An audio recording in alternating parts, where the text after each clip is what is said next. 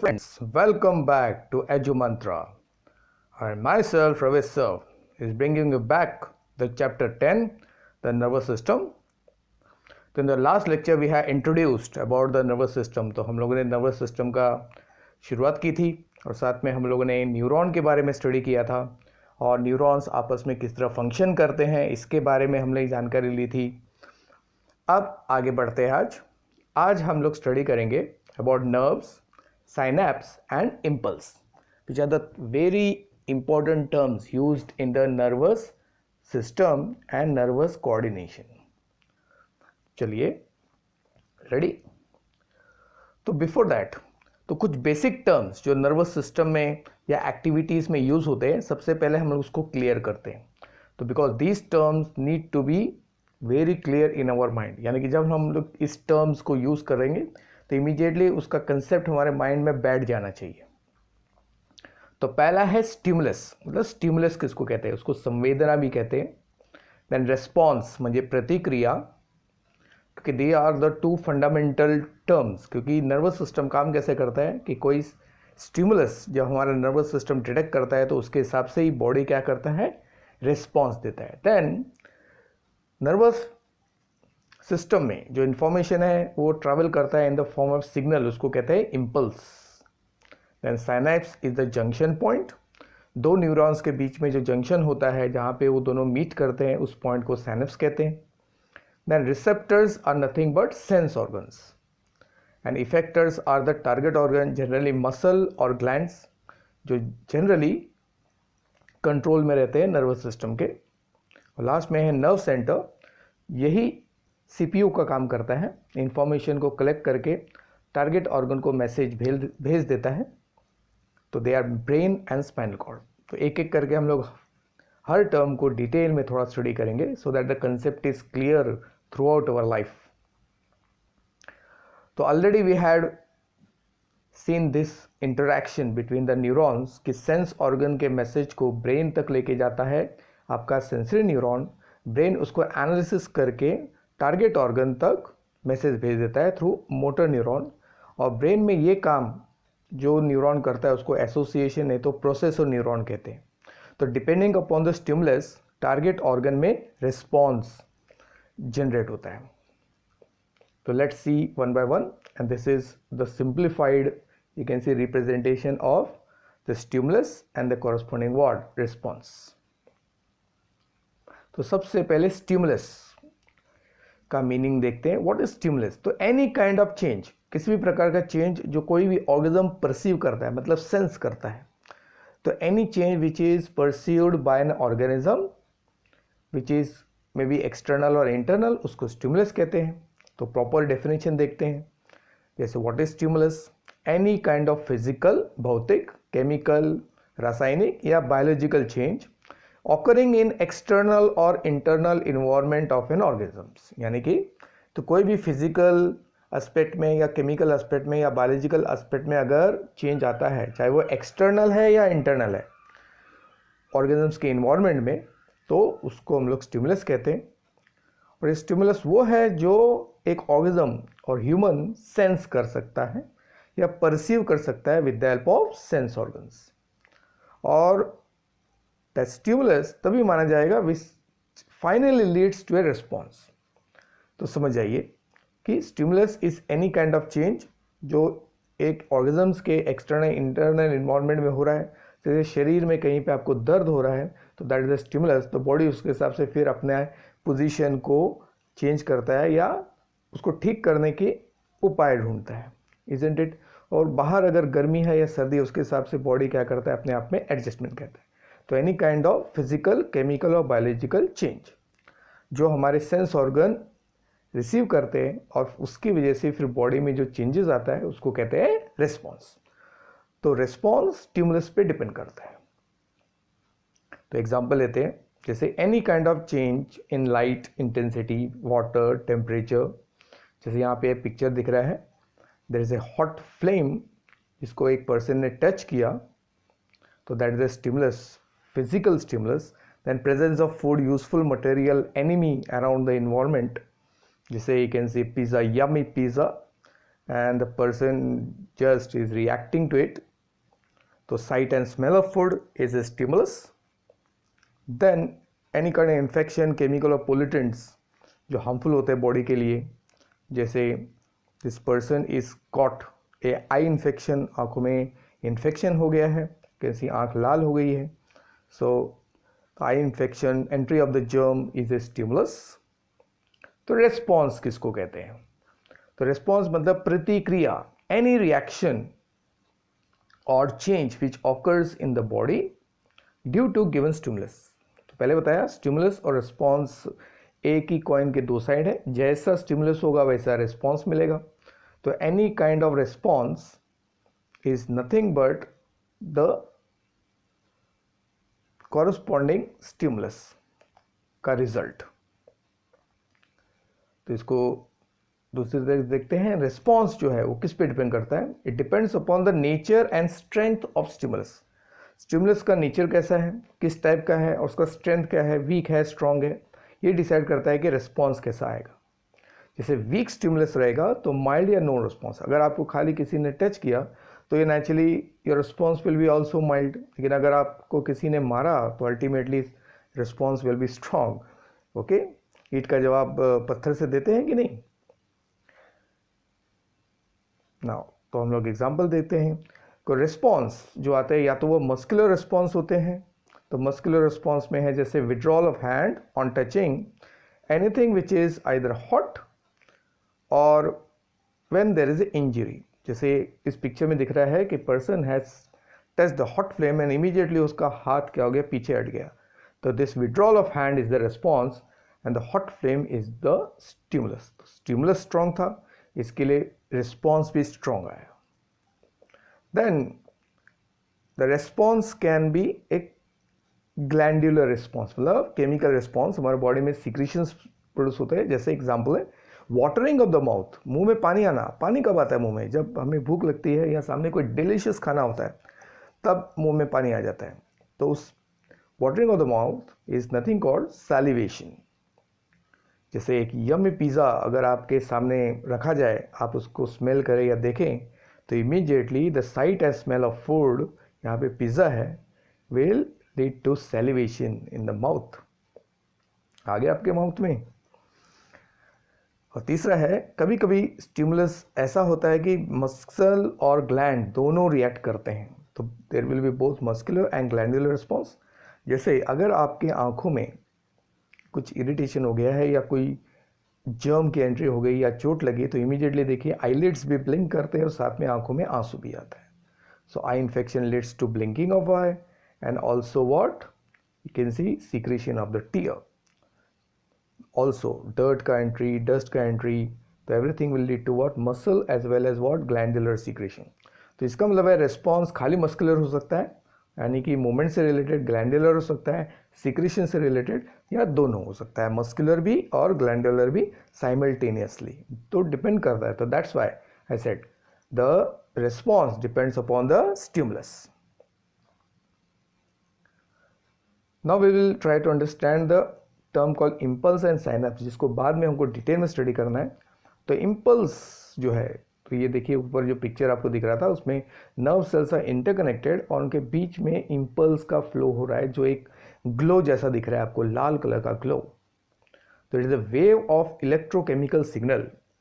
तो nervous system से जो सिग्नल फ्लो होता है वो इलेक्ट्रिकल और केमिकल नेचर का है, इसके लिए इसको इलेक्ट्रोकेमिकल सिग्नल कहते हैं, जो न्यूरॉन्स के थ्रू फ्लो होता है. You can see the glows which you can see against the blue background. Blue colour में जो आपको स्ट्रक्चर दिख रहा है वो न्यूरॉन से, और जो रेड ग्लो दिख रहा है that is the signal which is getting transmitted. तो हमने एग्जांपल पहले दिया था. तो this is the sensory neuron, it is connected to the processor neuron and processor neuron is connected to motor neuron.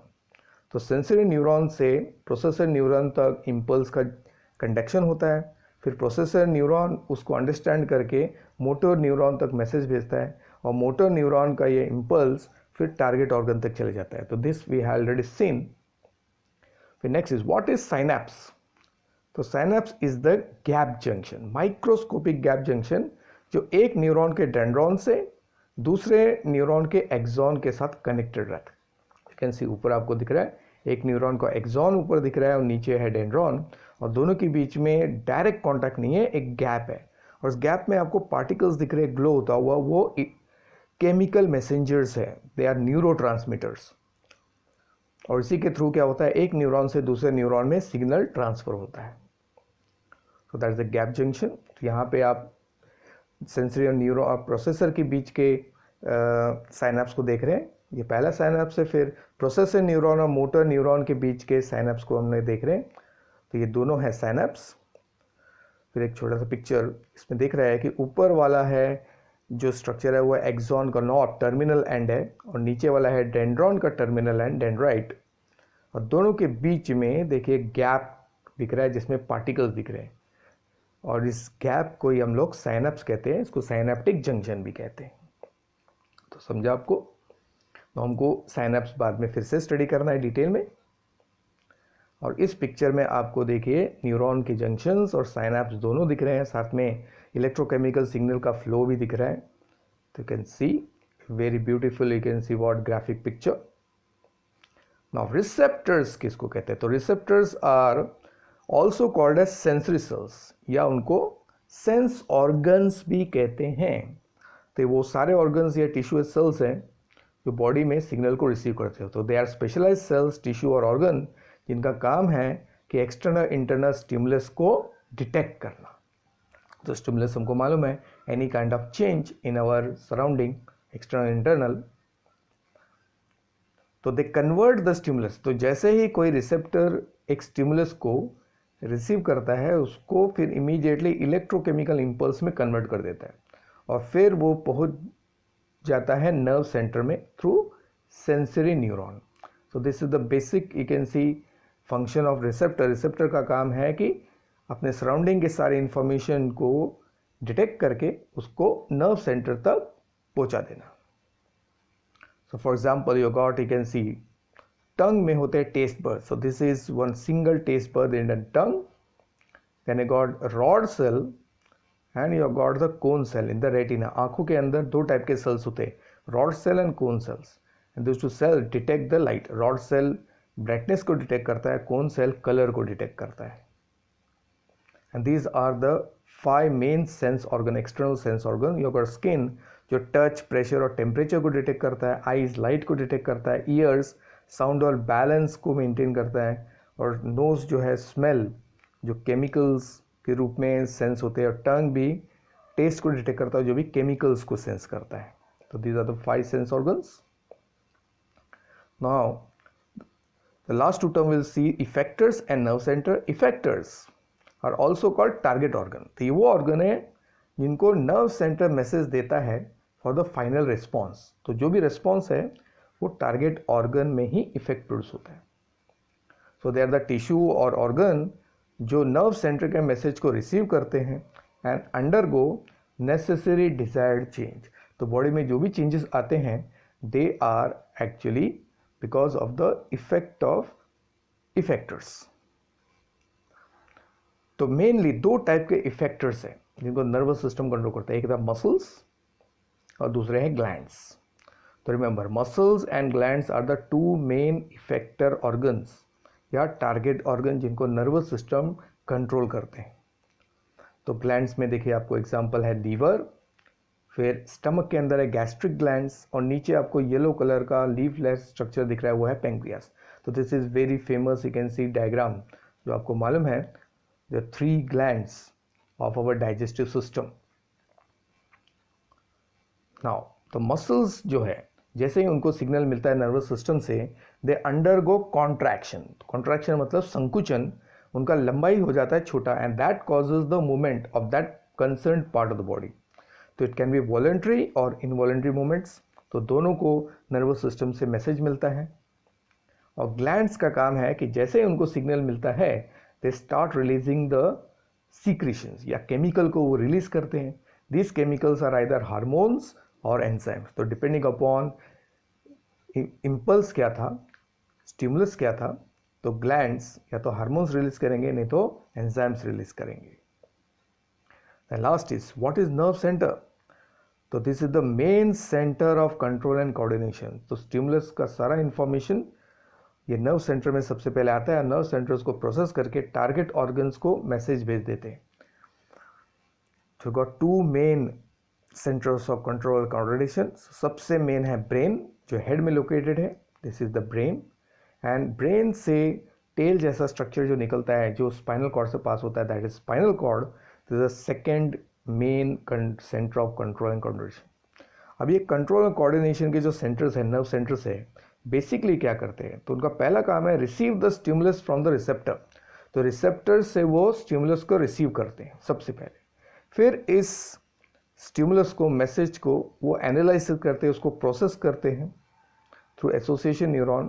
बाद में इंटीग्रेशन होता है और कुछ इंफॉर्मेशन को स्टोर भी किया जाता है, डेट इज कॉल्ड मेमोरी। और फिर depending upon the signal received, sending response to effector, यानी कि मसल या ग्लैंड या दोनों को फिर मैसेज दिया जाता है डिपेंडिंग अपॉन वो स्टिमुलस क्या है। Now it's time to learn about nerves. तो नर्व्स किसको कहते हैं? तो नर्व्स क्या होते हैं? तो ये क्वेश्चन आपके मन में आता होगा। तो nerves are nothing but bundles of axon fibre. You know it, nerve cell is the longest cell because of the axon fibres. तो बहुत सारे न्यूरॉन्स के एक्सॉन मिल के एक बंडल तैयार करते हैं, उस बंडल को नर्व्स कहते हैं। And all these fibres, axon fibres are protected inside the sheath, protective sheath के अंदर उसको रखा जाता है।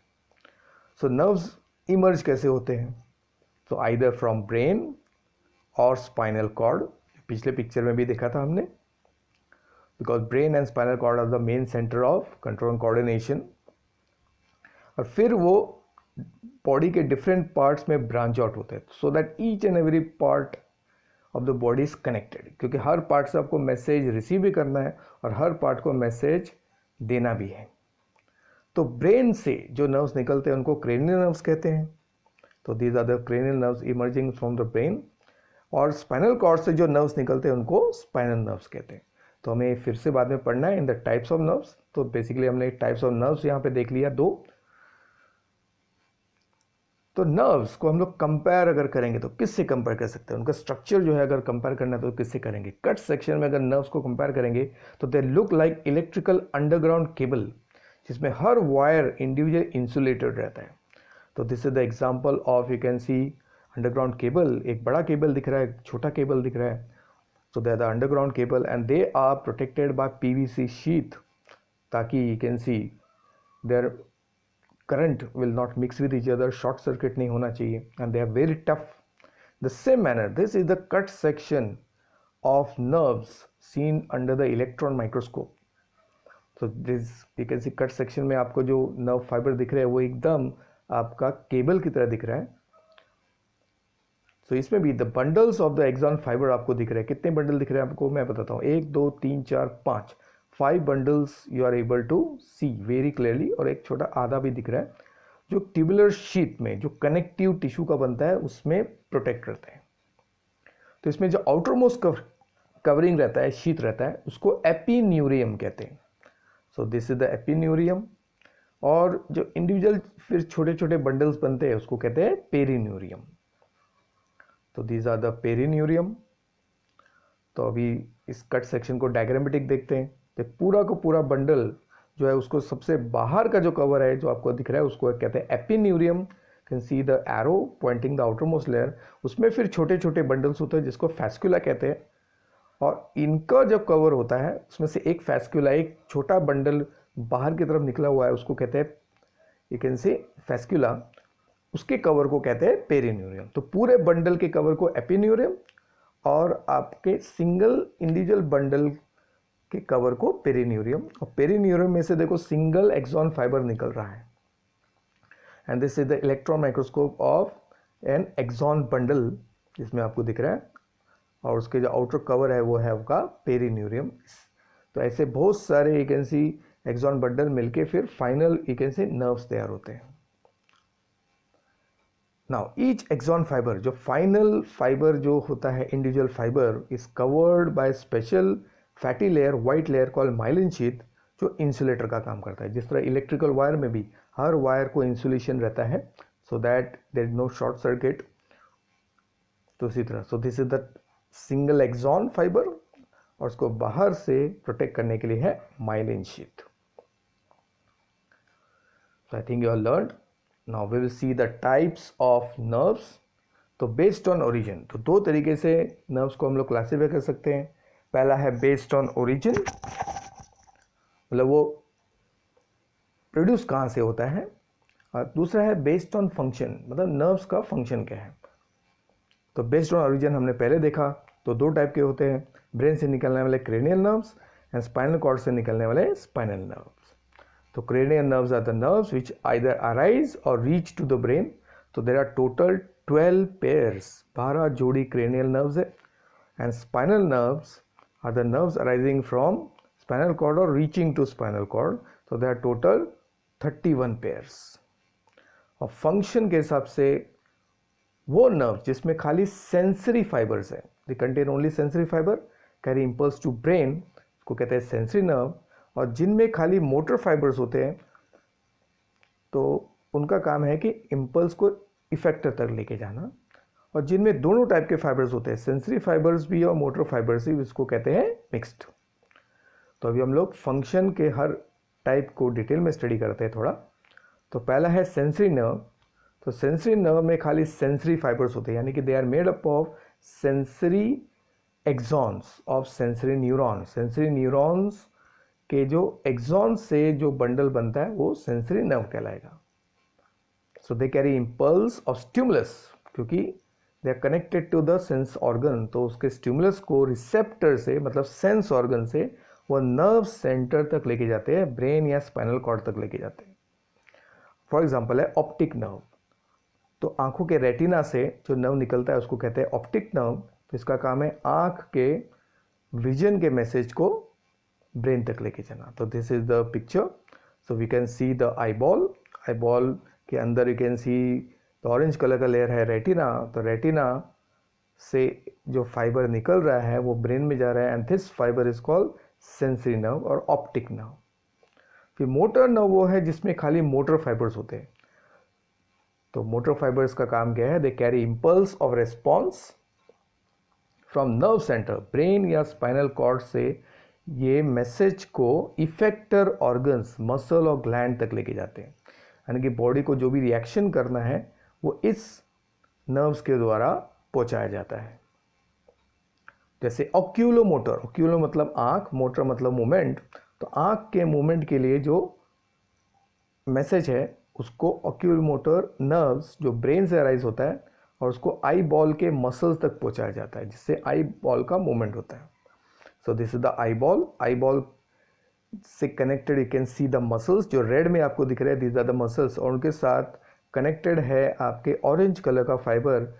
So this fibres are the oculomotor nerve which helps in movement of the I ball, specially rotation.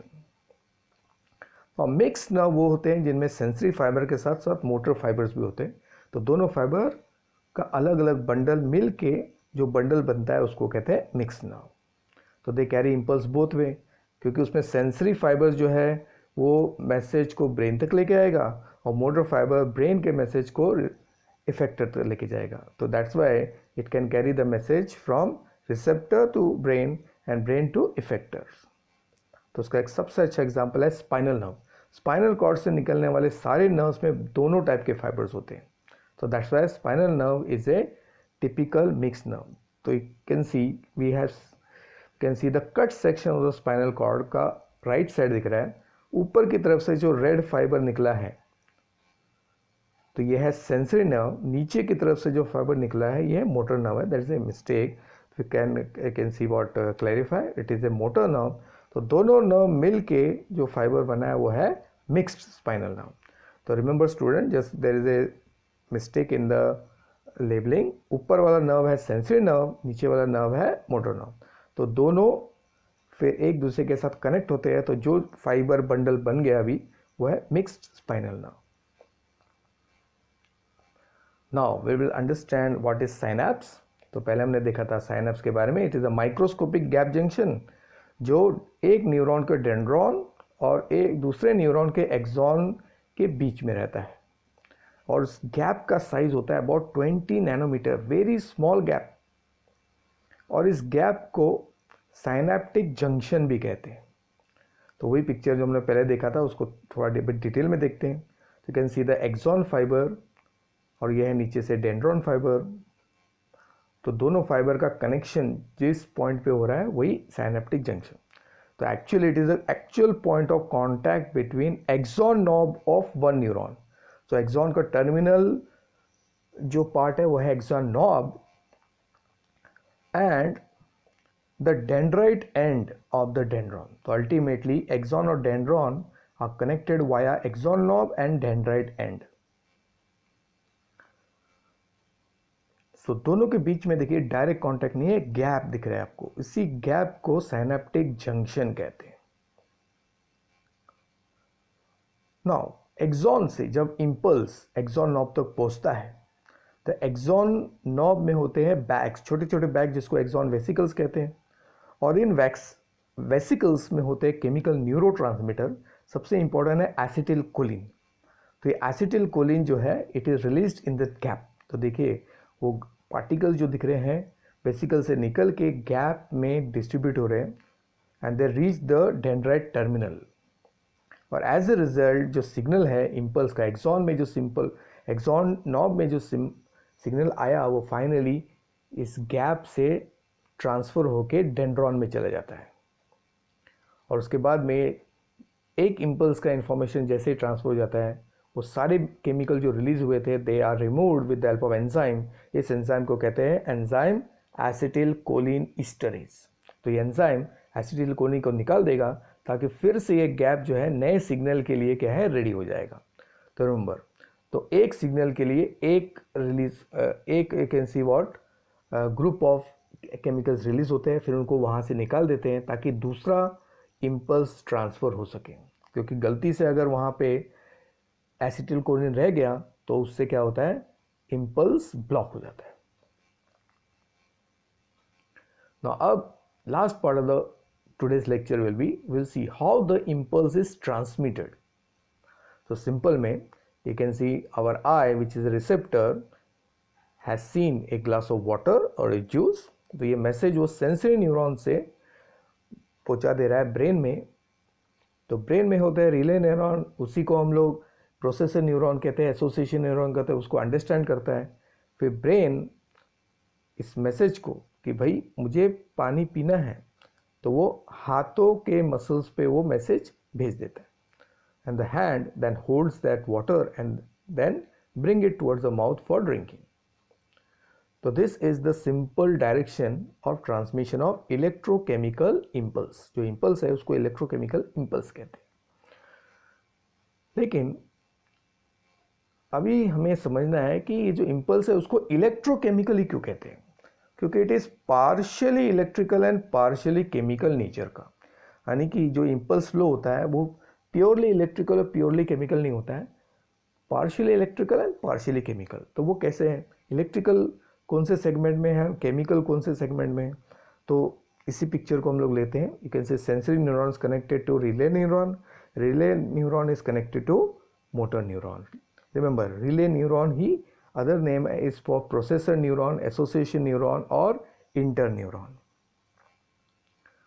तो यहाँ पे हम लोग एक्सॉन के लिए A रिप्रेजेंट करेंगे और डेंड्रॉन के लिए D रिप्रेजेंट करेंगे। तो सिग्नल सेंसरी न्यूरॉन जो है उसके डेंड्रॉन स्टिमुलस को रिसीव करते हैं और सबसे पहले उसको ट्रांसफ़र कर देते हैं एक्सॉन तक। और तो ये जो ट्रांसमिशन है ये न्यूरॉन के थ्रू हो रहा है, तो ये इलेक्ट्रिकल नेचर का है। यानी कि जब डेंड्रॉन से एक्सॉन के थ्रू इम्पल्स फ्लो हो रहा है तो वो प्योरली इलेक्ट्रिकल नेचर का होता है विद इन ए न्यूरॉन। तो न्यूरॉन के थ्रू जब सिग्नल फ्लो हो रहा है तो वो इलेक्ट्रिकल नेचर का रहेगा, तो जिसको हम लोगों ने पर्पल कलर से मार्क किया है। फिर sensory neuron is connected to relay neuron. तो देखिए एक्सॉन और डेंड्रॉन जो है they are connected by gap junction. इसी गैप जंक्शन को हम लोग साइनेप्स कहते हैं। तो साइनेप्स के थ्रू जो ट्रांसमिशन होता है, अभी हमने पिछले एक ऐसे स्लाइड में देखा कि केमिकल रिलीज होता है एसिटिल कोलिन। तो एक्सॉन से डेंड्रॉन में अभी जो ट्रांसफ़र होगा वो because of the transfer of acetylcholine होगा, मतलब केमिकल की ट्रांसफ़र हो रही है। तो इस ट्रांसफ़र की वजह से साइनैप्स में जो ट्रांसफ़र हो रहा है वो केमिकल नेचर का हो रहा है, from axon to dendron in synapse. तो रिमेंबर दिस ऑलवेज कि न्यूरॉन के थ्रू जब ट्रांसमिशन हो रहा है वो इलेक्ट्रिकल नेचर का है, लेकिन जब साइनैप्स से सिग्नल ट्रांसफर होता है तो वो केमिकल नेचर का होता है। तो इससे फिर रिले न्यूरॉन में डेंड्रॉन से एक्सॉन तक का जो ट्रांसमिशन होगा वो इलेक्ट्रिकल नेचर का होगा। तो फिर से दूसरा साइनैप्स आ गया है, axon of relay neuron motor neuron के डेंड्रॉन के साथ कनेक्टेड है, यहाँ पे दूसरा साइनैप्स है। तो यहाँ पे भी केमिकल नेचर का ट्रांसमिशन होगा बाय एसिटिलकोलिन, और फिर डेंड्रॉन से एक्सॉन तक का जो फाइनल ट्रांसमिशन होगा मोटर न्यूरॉन में वो इलेक्ट्रिकल नेचर का है। लेकिन ये इम्पल्स फ्लो कैसे होता है? तो इम्पल्स जो है वो फ्लो होता है because of generation of action potential. और ये एक्शन पोटेंशियल क्या है उसको समझने के लिए we have to know certain terms. तो उसके लिए सबसे पहले ये पिक्चर देखते हैं। इस पिक्चर में आपको दिख रहा है एक्सॉन फाइबर। तो 3 एक्सॉन फाइबर दिख रहे हैं in the different state of impulse transmission. तो पहला फिगर में आपको दिख रहा है एक पहला स्टार्टिंग का you can see blue region, and right side का पूरा हिस्सा क्या है रेड रीजन।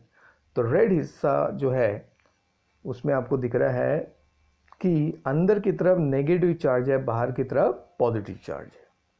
और जहाँ पे ब्लू रीजन है उधर थोड़ा उल्टा हो गया है, बाहर की तरफ नेगेटिव हो गया है, अंदर की तरफ पॉजिटिव हो गया है।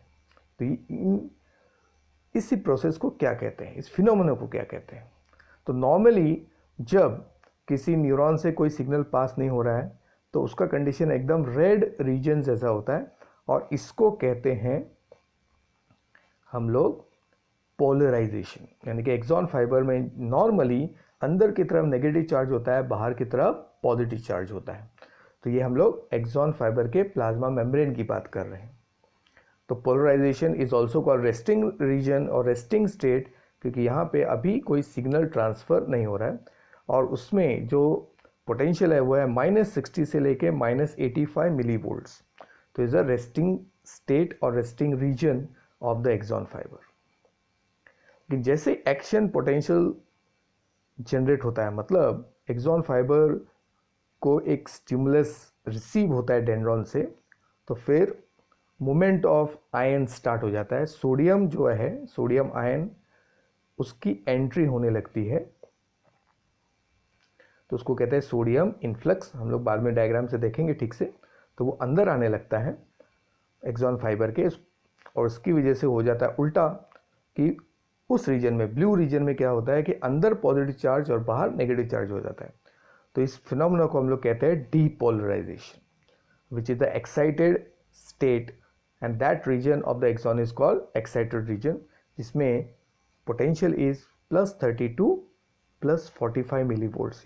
और इसी को हम लोगों ने एक्शन पोटेंशियल कहा है, जिसको डीपोलराइजेशन भी कहते हैं। यानी कि नॉर्मल स्टेट में पोलराइजेशन, रेस्टिंग स्टेट में पोलराइजेशन, और एक्साइटेड स्टेट में डीपोलराइजेशन। और इसकी वजह से क्या होता है कि एक्शन पोटेंशियल आगे बढ़ जाता है, जिससे होता है मूवमेंट ऑफ डीपोलराइजेशन। तो एक्शन पोटेंशियल का जो रीजन है वो शिफ्ट हो गया, देखिए सेकंड जो डायग्राम में वो शिफ्ट हो गया है। और जैसे ही एक्शन पोटेंशियल शिफ्ट हो जाता है, वो जो प्रीवियस रीजन जो एक्साइटेड है वो फिर से अपने नॉर्मल स्टेट में आ जाता है, क्योंकि सोडियम आयन फिर से वापस बाहर चले जाते हैं। इस कंडीशन को कहते हैं रीपोलराइजेशन, यानी कि जो एक्सॉन फाइबर है फिर से नॉर्मल हो गया है। तो repolarisation is called recovery region, जिसमें वोल्टेज होता है -70 मिली वोल्ट्स। तो it is a recovery state.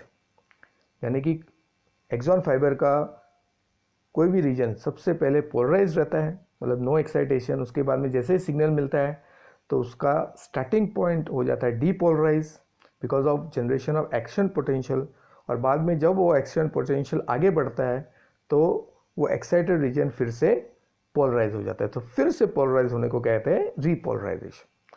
तो अल्टीमेटली जो मूवमेंट होता है इम्पल्स का, it is because of movement of depolarisation. यानी कि जो एक्शन पोटेंशियल वाला फिनोमेना चल रहा है वो आगे बढ़ता है। तो इस तरह can see the action potential आगे बढ़ गया है। एंड द लास्ट डायग्राम में आपको दिख रहा है कि जो एक्शन पोटेंशियल है वो आगे बढ़ गया है, उसके पिछले वाला हिस्सा है रीपोलराइज्ड, और आगे वाला हिस्सा क्या है, पोलराइज्ड है। अब इस फिनोमेना को अंडरस्टैंड करने के लिए हम लोग एक डायग्राम देखेंगे। तो transmission of impulse is nothing but therefore conduction of nerve impulse because of depolarisation followed by repolarisation, यानी कि पहले एक्साइट होना और बाद में रिकवर होना। और इसके लिए ज़रूरी है दो चीज़ें, influx of sodium ion axon के अंदर जाना चाहिए, and outflux of potassium ion axon fibre के बाहर आना चाहिए। तो there is entry of sodium and exit of what, potassium. तो इसकी वजह से डीपोलराइजेशन हो जाता है, मतलब एक्सॉन का वो हिस्सा डीपोलराइज्ड हो जाएगा। और इसके लिए ज़रूरी है sodium pump. The membrane of the axon has special gates जो सोडियम इनफ्लक्स और आउटफ्लक्स को कंट्रोल करते हैं, और उसके लिए एनर्जी की ज़रूरत पड़ती है। तो this is the representation, you can C a figure, A diagram दिख रहा है आपको, जिसमें सेंटर में जो ट्यूब जैसा स्ट्रक्चर है वो है axon. It is protected by myelin sheath, and then myelin sheaths continuous नहीं है, बीच बीच में गैप है। उस गैप जो ऑरेंज कलर का दिख रहा है वो है नोड ऑफ रैनवियर्स, और इसी नोड ऑफ रैनवियर से सिग्नल जंप होता है ताकि ज़्यादा तेज़ी से इम्पल्स फ्लो हो। तो नॉर्मल कंडीशन में पोलराइजेशन होता है, बाहर पॉजिटिव चार्ज अंदर नेगेटिव चार्ज, लेकिन अगर डीपोलराइजेशन हो गया तो उसमें बाहर नेगेटिव अंदर पॉजिटिव, और डीपोलराइज हिस्सा जब फिर से पोलराइज होता है तो उसको कहते हैं रीपोलराइजेशन, बाहर पॉजिटिव और अंदर फिर से व्हाट, नेगेटिव। और इस तरह अभी प्रेजेंट कंडीशन में जो सिग्नल है वो सेकेंड नोड से थर्ड नोड की तरफ क्या है, फ्लो हो रहा है, because the flow of impulse will be from depolarized point to polarized point. Or speed of nerve impulse is similar to the speed of electricity but slightly very less. So it is about 100 meter per second. तो 100 metre पर second के हिसाब से signal एक nerve fibre से गुजरता है, which is quite less as compared to electrical impulse. Electrical जो अपना इलेक्ट्रिसिटी है वो 10,000 से 1 लाख मीटर पर सेकेंड के हिसाब से फ्लो हो सकता है। अब हम लोग एक रिप्रेजेंटेशन देखेंगे जिसमें we will try to understand how exactly the transmission of impulse take place. तो अभी ये न्यूरॉन जो है it is at resting stage, तो कोई इलेक्ट्रिसिटी फ्लो नहीं हो रहा है, और इसमें अभी दिखाई दे रहे हैं 1 2 3 4 नोड्स आपको दिख रहे हैं। तो हम लोग क्या है, एक सेगमेंट जो है इस एक्सॉन का उसको मैग्नीफाई करते हैं। तो ये है आपका एक्सॉन फाइबर, और उसको कवर किया है माइलिन शीथ, और माइलिन शीथ की कंटिन्यूस नहीं होने की वजह से गैप क्रिएट हुआ है, इसको कहते हैं नोड ऑफ रैनवियर। तो एक्सॉन के अंदर जो होता है नॉर्मल कंडीशन में, जब वो रेस्टिंग कंडीशन में एक्साइट नहीं है, जब अंदर पोटेशियम आयन होते हैं, और बाहर जो है आसपास होता है इंटरस्टिशियल फ्लूइड जिसमें होते हैं सोडियम आयंस। तो सोडियम आयंस बाहर और पोटेशियम आयन अंदर। अभी माइलिन शीथ जहाँ जहाँ पे है उस पॉइंट से तो सोडियम अंदर नहीं आ सकता है, तो सोडियम कैन एंटर इनसाइड और go outside, potassium can enter inside और outside only at the node of Ranvier. तो नॉर्मल कंडीशन में बाहर पॉजिटिव चार्ज और अंदर है नेगेटिव चार्ज। तो अभी सिग्नल नहीं है, तो this is no exchange potential, and the entire axon fiber is under the state of polarization. तो बाहर पॉजिटिव अंदर negative is the state of polarisation. Now अब देखते क्या हुआ। तो अभी अगर इम्पल्स जनरेट होता है तो वो इम्पल्स एक्सॉन हिलॉक, जो एक्सॉन का स्टार्टिंग पॉइंट है, वहाँ से जंप होके नेक्स्ट नोड पे ट्रांसफर होगा। और ये कैसे होता है, it is because of generation of first action potential. तो वो कैसे, तो नीचे देखिए फर्स्ट नोड पे देखिए क्या हुआ है, सोडियम आयन जो है वो अंदर जाने लगता है, उसको कहते हैं सोडियम इन्फ्लक्स। तो उसकी वजह से देखो अंदर पॉजिटिव चार्ज हो गया, बाहर नेगेटिव चार्ज हो गया, और साथ में पोटेशियम बाहर जाता है, उसको कहते हैं potassium outflux. So sodium inside and potassium outside, और उसकी वजह से एक्सॉन के इस सेगमेंट में नोड ऑफ रैनवियर की जगह पे बाहर नेगेटिव अंदर पॉजिटिव चार्ज डेवलप हो जाता है, और उसकी वजह से जो सिग्नल है एक्सॉन के अंदर वो अभी फ्लो होगा, और इस कंडीशन को डीपोलराइजेशन कहते हैं या एक्शन पोटेंशियल, या the axon at this point is called excited. और इसकी वजह से क्या होगा, अभी जो लेफ्ट नोड है वहाँ से सिग्नल अभी राइट नोड तक ट्रांसफर हो जाएगा, because you can C left side में पॉजिटिव है, राइट साइड में क्या है, नेगेटिव चार्ज है। और इस जंपिंग को, तो एक नोड से दूसरे नोड में जो है इम्पल्स जंप होता है, इसको ही कहते हैं फर्स्ट साल्टाटेरी या leaping type of conduction, which is very important फिना ऑफ नर्व फाइबर, जो खाली आपको नर्व फाइबर में ही दिखेगा। और इस तरह फाइनली ये आगे बढ़ जाता है, सिग्नल इसी तरह कंटिन्यू होकर आगे बढ़ेगा। तो सेकेंड एक्शन पोटेंशियल कैसे जनरेट होता है, तो फर्स्ट नोड में एक्शन पोटेंशियल जनरेट हुआ, सेकेंड नोड में सोडियम का इन्फ्लक्स होता है अंदर की तरफ और पोटेशियम जाएगा बाहर, तो हो जाता है रिवर्स। तो सेकेंड नोड में भी देखिए बाहर हो गया अभी नेगेटिव, अंदर हो गया पॉजिटिव, यानी कि डीपोलराइजेशन हो गया। The signal will not jump from the second node onwards, तो इसको कहते हैं second saltatory leaping conduction, you can C.